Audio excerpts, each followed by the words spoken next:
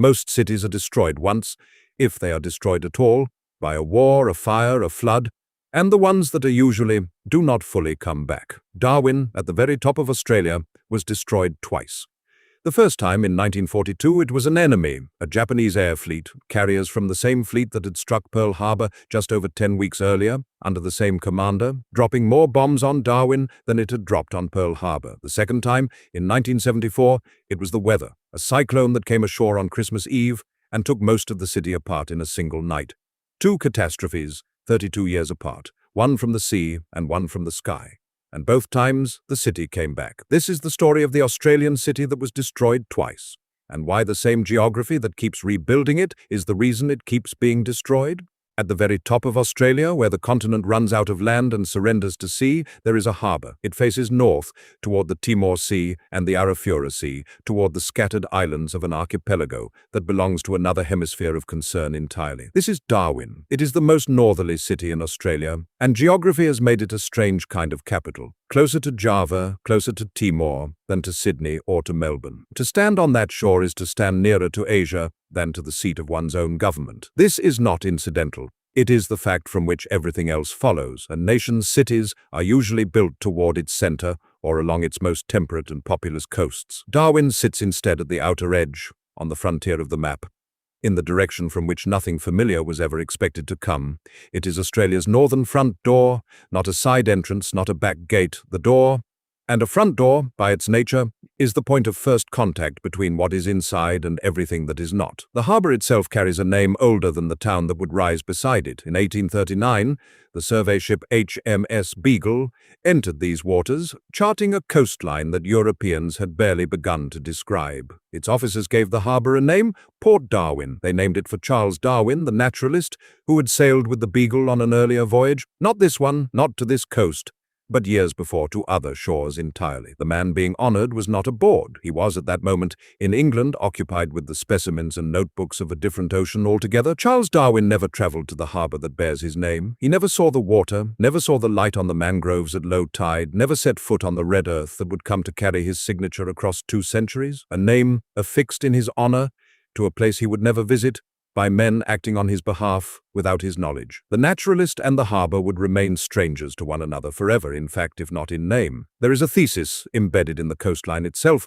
and it does not require embellishment. The same geography that made Darwin valuable, a natural harbour, a gateway to the archipelagos north of the continent, a front line facing Asia, is the same geography that made it exposed. A gateway opens in both directions. A front line faces an enemy as often as it faces opportunity. What made this harbour worth naming, worth charting, worth eventually building a town beside, was precisely what would make it worth attacking, worth destroying, worth fearing. Everything that would ever come at Australia from the north, a fleet, a bomber squadron, a wall of tropical wind, would reach Darwin first. Not Sydney, not Canberra, not Melbourne, sheltered in its temperate south, insulated by thousands of miles of continent between itself and any threat approaching from Asia. Darwin alone stood at the point of arrival. Whatever the north sent, Darwin would receive it first, absorb it first, and more than once be levelled by it. This is a city that would be destroyed twice. Not by accident of history, not by misfortune distributed at random across the continent, but by the specific geography that made it what it was. An enemy, when one came,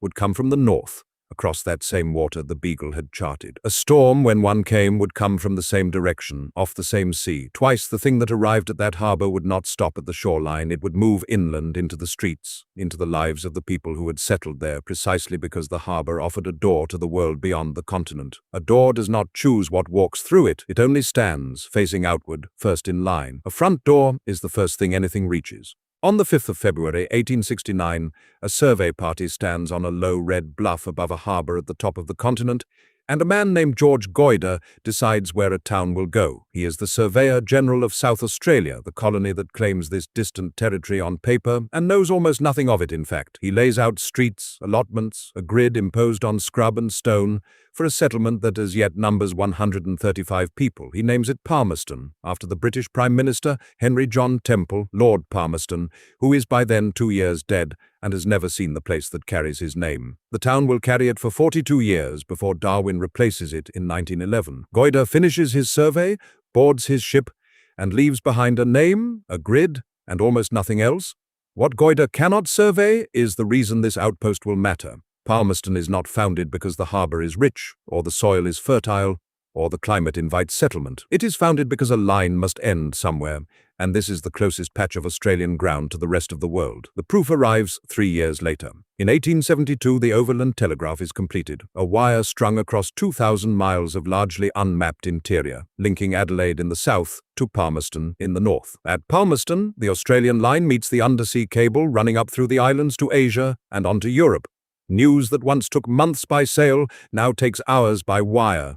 A stock price in London, a declaration in Westminster, a death in a royal family. All of it now reaches an Australian continent through this one small harbour town first, before it reaches Adelaide, before it reaches Melbourne, before it reaches Sydney. This is the paradox that defines the place. Palmerston is not important because it is large. It will not be large for decades, if ever. It is important because of where it sits. A town of a few hundred people, ringed by mangrove and monsoon forest, becomes for a stretch of years the single most connected point on the continent, the switchboard through which a nation's word from the outside world must pass. Sydney has population, Melbourne has money, Palmerston has position, and position, in the era of the telegraph, outweighs both. The same isolation that leaves it exposed is what makes it indispensable. It sits closest to Asia, closest to the cable, closest to the world, and furthest from everyone who shares its own flag. Around the telegraph station grows the ordinary machinery of a frontier. Gold is found inland at Pine Creek, and men come north chasing it, swelling the town in bursts and abandoning it in others. Pearling fleets work the waters off the coast, hauling shell rather than gold, and bring with them another wave of arrivals who do not stay only to leave. Chinese laborers arrive to work the gold fields and the telegraph line itself, in numbers that will for a time outnumber the Europeans in the town. Aboriginal people, the population native to this land long before Goyder's ship arrived, remain within and around the settlement, dispossessed of country by the same survey lines that created. Europeans, administrators and laborers and merchants complete a mix unlike almost anywhere else in the Australian colonies. A small, hot, remote settlement that is, against every expectation of its size, one of the most cosmopolitan places on the continent. It stays small, the heat does not relent. The wet season floods the low ground each year, and the nearest Australian city of any size is a journey of weeks, not days. Palmerston is closer to Singapore than to Sydney, closer to the ports of the Dutch East Indies than to the parliament that governs it. It draws gold seekers and pearlers and telegraph clerks and Chinese merchants. And it holds them loosely, a transit point as much as a home. Ships come and go.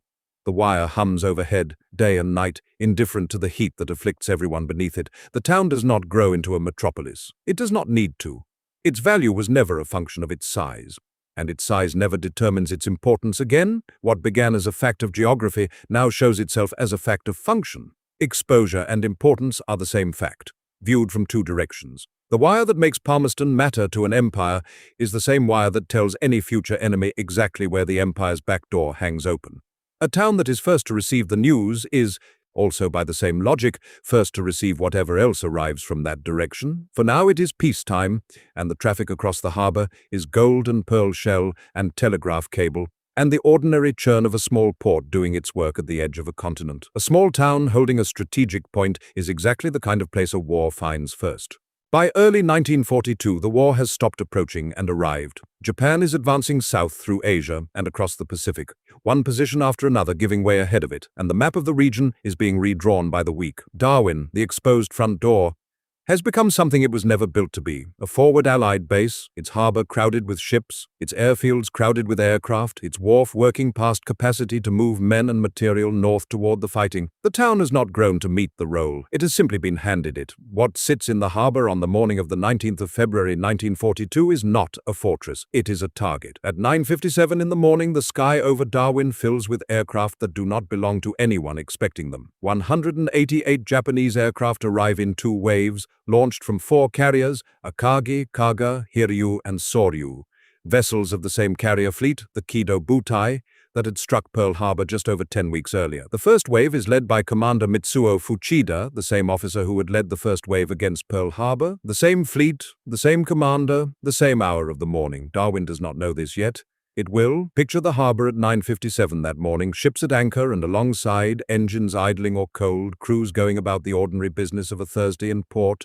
The wharfs stacked with cargo waiting to move, the airfields lined with aircraft that will never leave the ground. None of it arranged for war, all of it about to receive one. The first wave comes in over the water, and the harbor, not the town, not the airfields, but the harbor, is the target the raid is built around. More bombs fall on Darwin that morning than fell on Pearl Harbor. It is not a skirmish and not a probe. It is the largest single attack ever mounted by a foreign power on Australian soil, delivered in two deliberate waves rather than one, the first aimed at ships and shore defenses, the second following behind it to finish what the first began. Between the two waves there is no confusion about purpose. The target is the harbor, and after the harbor the wharf, and after the wharf the airfields. Three objectives, struck in sequence, struck hard. The ships take the worst of it. Across the anchorage, vessels are hit, set afire, broken apart, or sent under, one after another, the harbor turning within minutes into a field of burning water. The American destroyer USS Peary is among them, caught and sunk, with the loss of 88 of her crew. The greatest single loss of life recorded that day. She goes down not as an isolated casualty, but as the worst of many, in a harbor where the same fate is being visited on ship after ship in close succession. The wharf, built for loading and unloading, absorbs bomb after bomb, meant for the vessels beside it. The town takes hits meant for the port it exists to serve. The airfields, meant to launch defense, are struck before defense can be organized. There is no rescue force waiting offshore, no second line prepared to close around the harbor once the first bombs fall. There is only the raid, unfolding in its two waves, methodical rather than chaotic, aimed rather than random. It does not pause to assess what it has already destroyed. It continues, wave following wave, until the work planned for that morning is complete. The distance from Pearl Harbor to Darwin was measured in an ocean. The distance in method was almost none at all. By the time the second wave turns for home, the country's front door has been kicked in. Morning gives way to counting. By the time the smoke over the harbor has thinned enough to see across it, the reckoning of 19th February 1942 stands at a minimum of 235 dead, and some tallies, gathered later and never fully reconciled, run as high as 240. They lie in the water among the ships, on the wharf that no longer stands as a wharf, in the streets of the town, and on the airfields where the second wave found men still in the open. The wounded number many more, scattered across hospitals, hastily improvised for a load they were never built to carry. No single ledger holds them all. Sailors, waterside workers, postal clerks, airmen, women, the old harbor hands, who had unloaded ships there for years. The dead do not sort themselves by uniform. They are simply the dead of that morning, and the sum is the largest suffered on Australian soil in a single day of the war. The nation is not told. Canberra, weighing the raid within hours of its end, moves to contain not the fires but the news of them. Casualty figures are minimized. The scale of the wreckage in the harbor is left vague. Photographs are held back, censored, or never released at all. The reasoning given is panic, that a country still assembling its sense of the war's nearness to its own shore cannot be handed the full weight of Darwin's morning without risk of collapse in confidence, of flight, of disorder spreading south from the territory to the capitals. So, the raid is announced, but its size is not. For years, the public figure bears little resemblance to the true one. The concealment becomes its own historical fact, sitting on top of the raid itself. Not merely a town bombed, but a bombing hidden from the country it happened to. In Darwin itself, no order can hide what has happened. In the days after the 19th, the civilian population does not wait for instruction. Many leave on foot, by car, by whatever transport can be found, moving south along the track toward Adelaide River and beyond, in a flight that has no formal record of its size and no orderly shape. Service personnel and residents alike watch vehicles abandoned at the roadside, watch officials and ordinary townspeople alike among those going. The exodus earns, in the black humor of men who stayed to man the guns, a name that mocks its own disorder, the Adelaide River Stakes, a race with no prize but distance from the harbor. The pre-war town, already reduced by earlier evacuations of women and children, empties further still. What is left behind is not a civic population, but a garrison, alone with what remains of the port. The 19th of February is not, in the end, a single chapter closed. It is the opening figure in a column that will run through 1942 and into 1943, roughly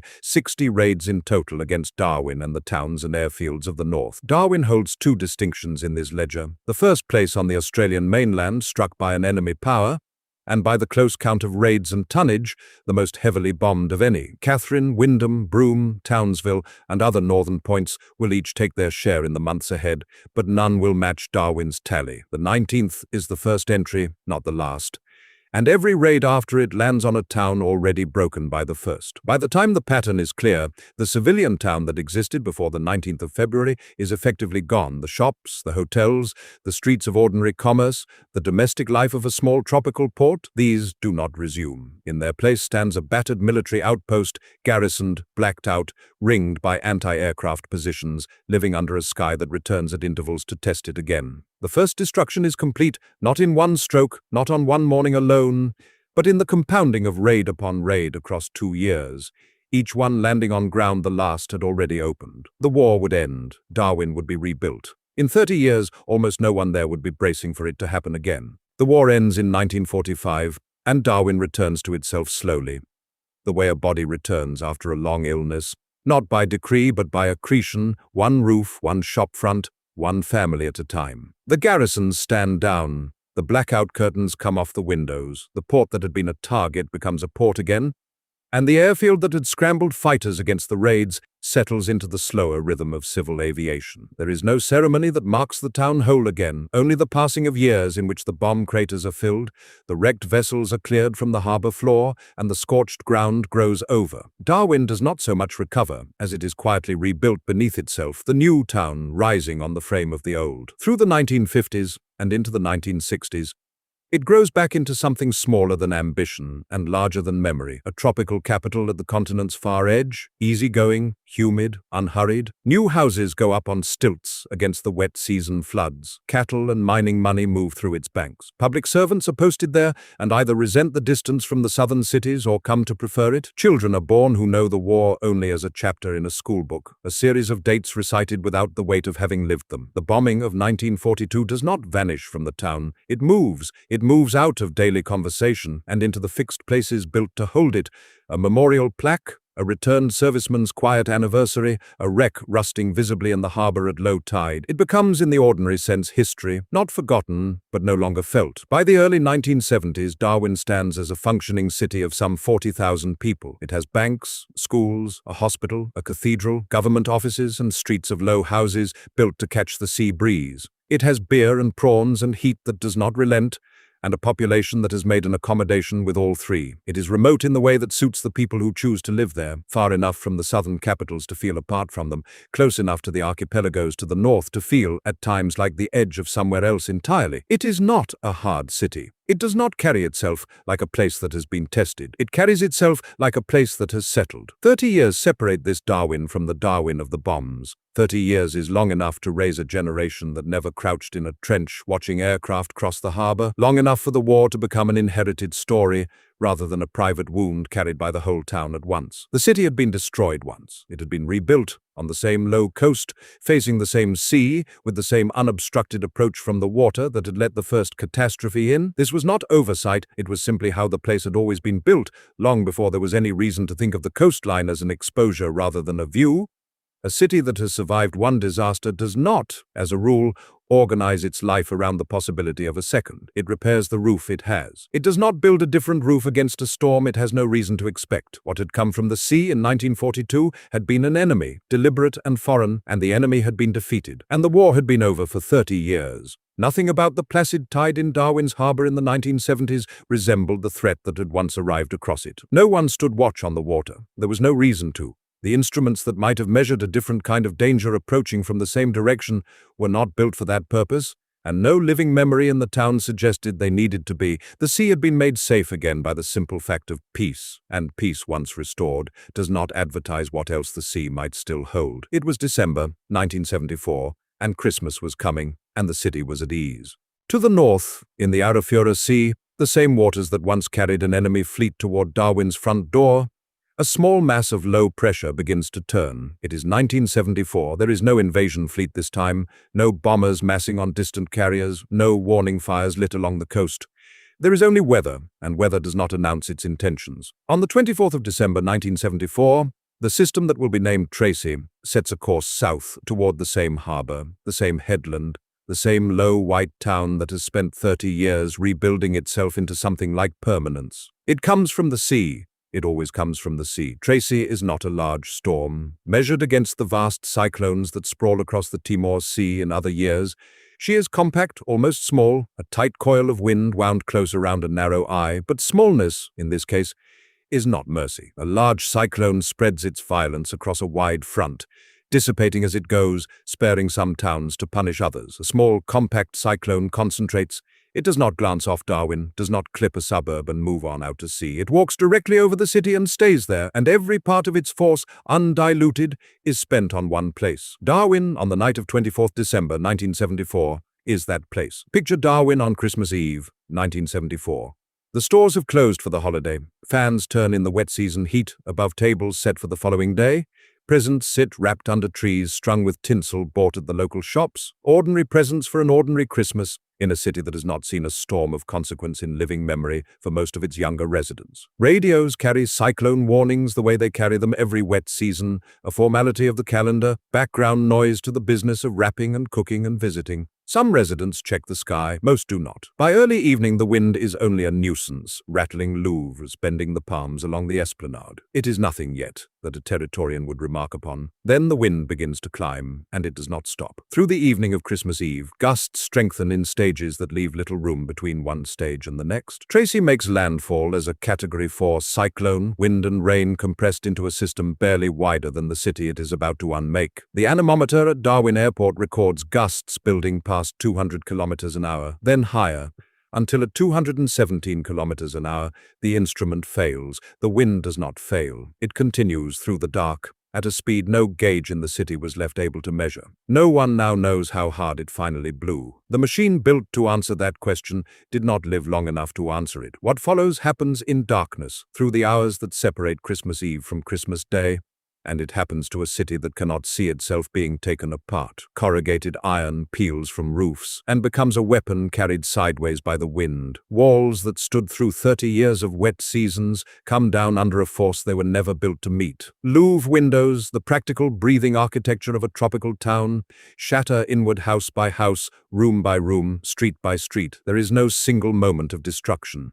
There are thousands of small moments, repeated without pause, each one a house, a family, a Christmas Eve interrupted. The storm does not distinguish between the old part of town and the new, between weatherboard and brick.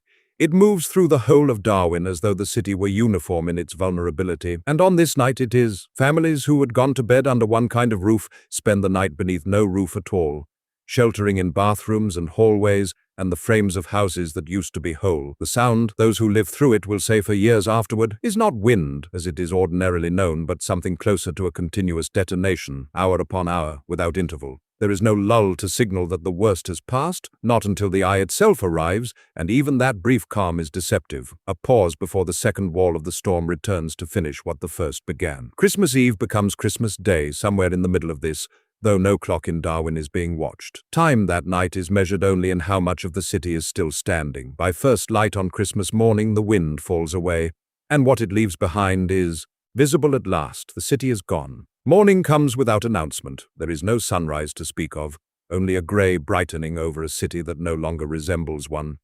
And in that light the number begins to take shape, 71 dead. It is a Christmas morning tally, taken not from cards and gifts, but from wreckage, street by street, yard by yard. And it will not move by much again in the days that follow.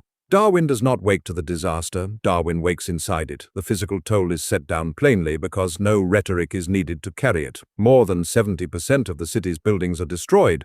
About 80% of its houses are gone, not damaged, gone, reduced to slabs and scattered iron, and the odd wall left standing for no reason anyone can name. A city built to hold nearly 47,000 people is left with almost nothing to hold them in. No power, no water mains intact, no sewerage, no shelter that can be trusted against the sun now climbing over a coast the storm has stripped bare. The heat arrives as its own second disaster. It is the wet season still, and the temperature does not pause out of any deference to what has happened. Water cannot be boiled where there is no power to boil it. Food spoils in the hours after the freezers fail. Disease becomes a calculation before it becomes a fact, and authorities move on that calculation quickly because a city of the injured, the homeless, and the dead cannot be left standing in tropical heat and told to wait. There is no infrastructure left to wait inside. What follows is not repair. It is removal. In the days after Christmas, the largest evacuation in Australian history is set in motion, and it moves at a pace the country has not asked of itself before. Around 30,000 people are flown out of Darwin, carried south on a continuous relay of aircraft that does not stop for the holiday it interrupts. Others go by road, in convoys south down the track, leaving on wheels what cannot be lifted by wing. Together they empty a city faster than it has ever been filled. Many of them do not come back. This is stated without elaboration because none is required. A household that leaves for Adelaide or Sydney or Brisbane in the last week of December, into another family's home, another city's school enrollment, another life already half assembled by February, does not always find its way back to a coast it has just watched destroyed. Darwin loses its buildings in a night.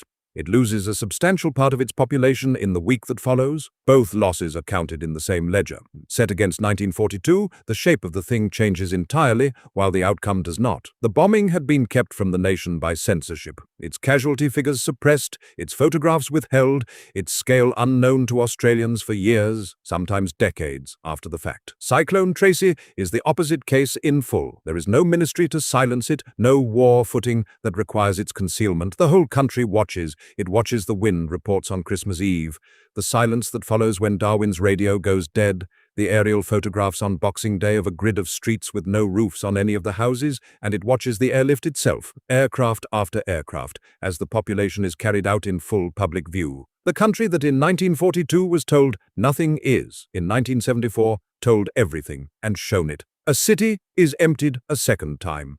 The first time it was an enemy that did the emptying, deliberate and foreign, and met, eventually with anger. The second time it is the weather, indifferent and local, and met with something closer to grief, because there is no one to blame and no one to fight. Two forces, two eras, two entirely different roads, and Darwin arrives by both at the same result. A city erased and a city evacuated. By the second week of January, the town that stood on Christmas Eve is, for practical purposes, no longer there. Its buildings are rubble or matchwood, its people are scattered across a continent, in spare rooms and evacuation centers, and the homes of relatives who had not expected them. Twice now this coast has produced a city, and twice seen it stripped away, once by fire from the air, once by wind from the sea. What remains to be decided, and what no one in that emptied grid of streets can yet answer, is whether a place destroyed twice will be asked to stand a third time in the same place on the same exposed shore. Darwin was rebuilt a second time, not with the improvised timber and tin of the years after the war, and not with the pre-war planning laws that had let a town of unbraced houses stand directly in the path of the sea. This time the rebuilding followed a new code, written in the wake of Cyclone Tracy and enforced across the entire north of the continent. Roofs bolted to frames, frames bolted to foundations, every joint in a house engineered to hold against wind speeds that had, on Christmas morning of 1974, torn the previous city apart in a matter of hours. Darwin did not simply replace what had been lost. It built a version of itself, designed to survive the exact event that had destroyed it. The disaster changed how the whole country builds in cyclone country. The code born in Darwin's wreckage now governs construction from the Queensland coast to the Kimberley, a standard written by one town's failure and applied everywhere the same sea might reach. It was not a town that gave up. Twice offered the chance to be abandoned, after the bombs of 1942, after the wind of 1974, it did not take either offer. It rebuilt instead, and the second time it rebuilt larger than before. Today, Darwin is a city of around 140,000 people, the capital and largest city of the Northern Territory, standing on the same harbour where a town was twice erased. Two destructions, 32 years apart, one by fleet and one by storm. And after each one the population returned, the streets were redrawn, the buildings went up again. The harbour that had taken the bombs in 1942 and funneled the storm surge of 1974 is now lined with a working port, a business district, suburbs built to the new code, spreading back from the water on the same low ground. The city still carries the name of a man who never stood on that ground. Charles Darwin never saw the harbour, the coastline, or the town that would eventually take his name from a survey he was not present for. The name has now outlasted two attempts, one military and one meteorological, to remove the place it describes from the map.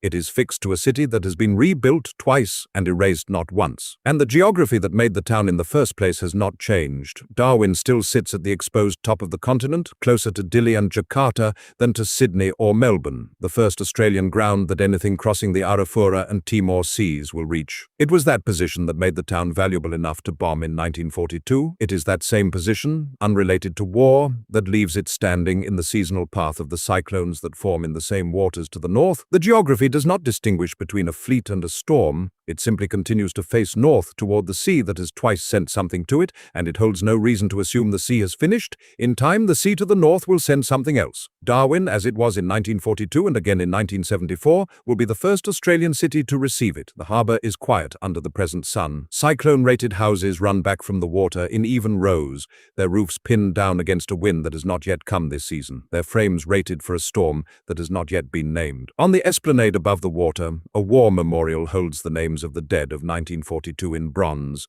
that does not move in the heat. The sea beyond the point is warm, flat, the color of pale glass in the late morning light, giving no indication of what it produces in its own season, months away.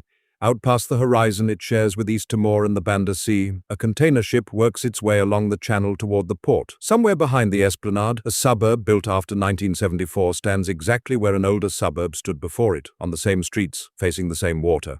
This is a city that keeps coming back, set on a coast that guarantees it will be asked to again. Nothing about the light on the harbour this morning suggests it. The sea only waits.